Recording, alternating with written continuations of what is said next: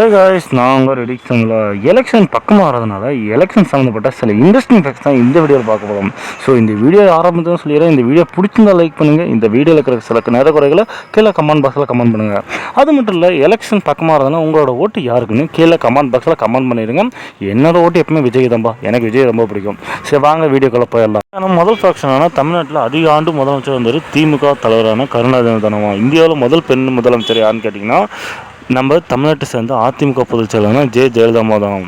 தமிழ்நாட்டு தேர்தலில் வருஷம் பெண்களோட ஓட்டு எண்ணிக்கை அதிகரிச்சுட்டே இருக்குதாமா. நாலாம் ஃபேக்ஷன் என்ன, உலகத்திலேயே அதிக ஓட்டு எண்ணிக்கை உள்ள நாடு எதுன்னு கேட்டிங்கன்னா இந்தியாவில் தான். இந்தியாவில் மட்டும் கிட்டத்தட்ட 96 கோடி வாக்காளர்கள் இருக்கிறாங்க. சட்டமன்ற தேர்தல் வரலாற்றிலே தனி ஒரு கட்சி அதிக தொகுதிகளை கைப்பற்றிய சாதனை என்றால் அது திமுக கட்சிக்கு சொந்தமானது.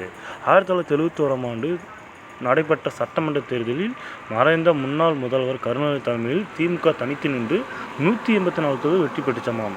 வரலாற்று சாதனை படைத்தது. கூட்டணி ஆதரவு மற்றும் 205 தொகுதிகளை அந்த கட்சி கைப்பற்றியது. இதுதான் தமிழக அரசியல் வரலாற்றில் மிகப்பெரிய வெற்றிகள் ஒன்றாக பார்க்கப்படுகிறது. இன்றைக்கி அடுத்த ஃபேக்ஷன் என்னன்னு கேட்டிங்கன்னா, அடுத்தது அதிக தொகுதியில் யார் வெற்றி பண்ணாங்கன்னா அதே திமுக தான். திருப்பி அடுத்த தேர்தலில் 173 தொகுதியில் தனித்து நின்று வெற்றி பெற்றுச்சாமாம்.